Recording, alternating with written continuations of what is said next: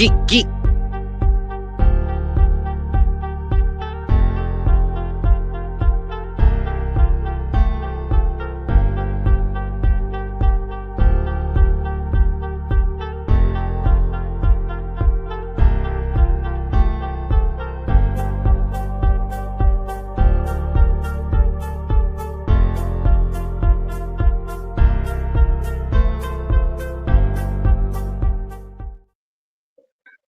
Tap in with your host Active. We coming to you with another one, and this is a fight update on what's going on in the boxing world, boxing news. You know your boy got to get in out here and get this exercise in. But man, it done broke, man. The internet streets is going crazy when it comes to this boxing world, man. Boots Ennis officially turned down the Virgil Ortiz fight.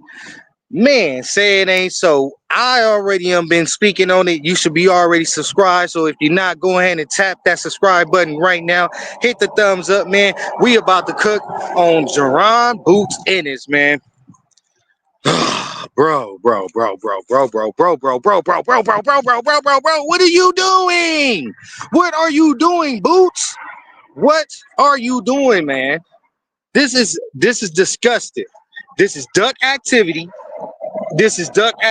Ain't no getting around it. Ain't giving you no pass. I know you got a nice fan base, man. Philly is rocking with you hard. We all know this, but bro, you cannot make no excuses when it comes to this. You've been out here advocating ever since the Earl Spence fight, Bud Crawford fight, that you are willing to go up to 154 and challenge either opponent. You dig? You were sitting there on the PBC protective boxer custody program. You did. You were sitting there waiting for your opportunity, waiting. Al Heyman PBC dropped the ball. They never, ever put you in the picture, bro.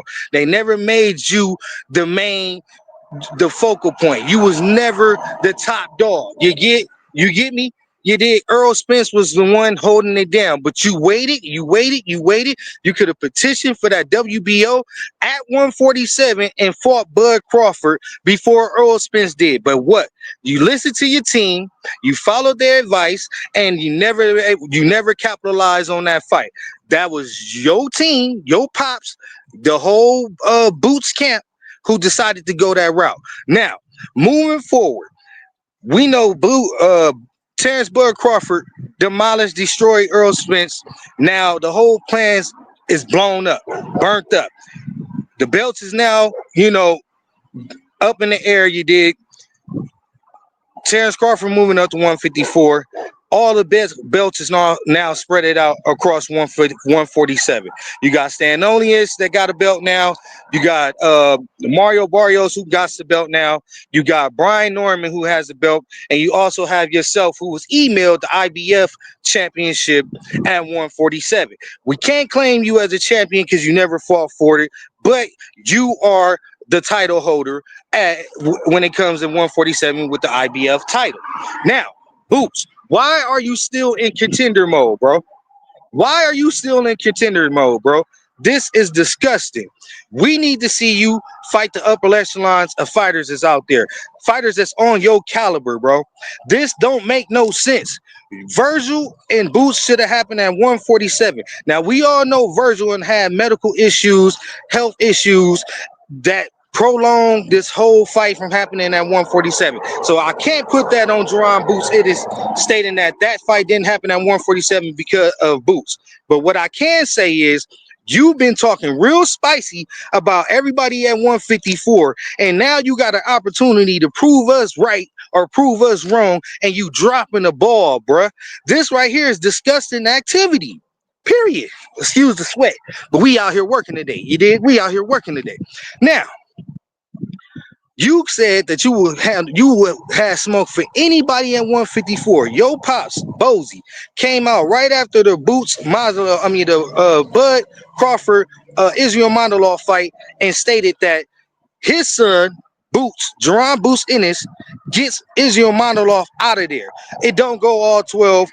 That was too much for Boots. Too much for Bud. For Boots, it's easy work. This is what your team said. This is what your pop said, right? After your initial fight with Karen, you was asked in the post fight interview, what do you plan to do if you're not able to unify at 147? Are you willing to move up to 154? You stated you willing to fight anybody and everybody from 154 to 147. Now, Golden Boy has called Joe bluff. Ortiz manager has sent a offer over there for you guys to negotiate and make this thing happen. You get on on the internet today and you state you never knew about any negotiations when it's your promoter. Now that you in switch with Matchroom, you're now holding things down with Eddie Hearn. Eddie Hearn came out months ago, I mean weeks ago, stating that he was aware of a negotiation behind the scenes with Golden Boy. Oscar De La Hoya also came out in the public stating, bashing you, asking you, were you gonna go ahead and commit? Was Eddie Hearn gonna keep his word? Were you guys gonna go ahead and get this fight on? Everybody in the world, independent content creators like myself, YouTube, the boxing world, tabloids, bloggers, everybody knew of this negotiation, but the fighter that's involved in it smells like a duck. It smells like a duck. Now, we all know that Eddie Hearn is trying to position himself at 147. He has a couple of fighters that's going to take these up and coming fights against Mario Barrios and Stanionis, positioning himself, possibly gambling, hoping that he can get those titles and get them over on Matchroom side to make things easier for Boots to unify at 147. But see, you're not talking to no dummy. You're talking to a boxing head who's been involved with this sport for a minute. And when it comes to Jerron Boots in his career, I've been following his career for the longest. This same plan was implemented with the PBC. Jerron Boots Ennis waited and waited and waited while Earl Spence went and captured all the titles over at PBC with the promise that Jerron Boots Ennis will be the first one, the first half dibs at being the number one contender for those titles after Earl Spence is bout with Terrence Bud Crawford. Now you mean to tell me at this moment in time you're gonna commit the same thing that kept you stagnated throughout your career, you're looking to do that with a whole nother promotional company? How does that make sense? And what is the next move for Matchroom if it doesn't turn out to work as planned? If Mario Barrios hold on to the titles, those titles still stay with PBC. You're no longer with PBC, so you will still have to be, trying to put yourself in some type of position to even be a contender for those titles. And if you already have something cooked in at 154 with a high power name that's going to catapult your career and also set you up at 154 to fight the man possibly in Boots. If you fight Virgil, become the interim WBC champion, that makes you the mandatory for the winner of Sebastian Findora and Earl Spence Jr., whoever wins that bout next year. Also, you can then petition, being that you are now the IBF champion at 147, you can petition if you move up at 154 to be the number one contender for Bakram, who just defeated Tim Tszyu to become the IBF champion at 154. Or you can sit there and wait it out. But you have all the options. You can sit there and wait at 147, maybe become undisputed, maybe become unified, and just stagnate your career, or you can put yourself in position at multiple weight classes, and if one fall, you have options somewhere else. But the way that you went about this right here was not taking advantage of this opportunity. This is just terrible. You just gonna sit there and waste your career away. We gonna sit there and say you the most hyped up boxer of this time. You have not proved that you have done anything worth stamping or advocating or raving about to stamp you as one of the pound for pound greats or the top fighters of this era. You are not fighting the top echelon of fighters, bro, and it's disgusting. Brian Norman, Brian Norman Sr., they already said pay them the money. You can then unify at 147. I see no reason. Y'all go and check out my episode over there, man, on the Boost Brian Norman breakdown, man, on that update on that fight and why that fight fell through, which should have never have fell through.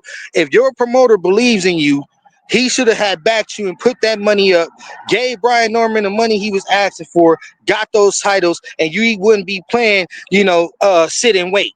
We wouldn't be playing and sit and wait game. The duck goose game. We wouldn't be playing that. You know what I mean? You looking for the golden egg, and every time you get close, it seems like your promoters is moving it away from you to move it closer to another fighter. Are you the A caliber fighter that they state that you are? Because none of your promoters are backing you or supporting you and making sure they put you in a position to where you don't have to do all this access work in order to get these titles that you so-called chasing.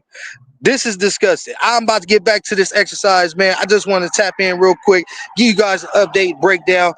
Boots denies, turned down the fight with Virgil Ortiz. Looks like we're not going to get that in February of next year.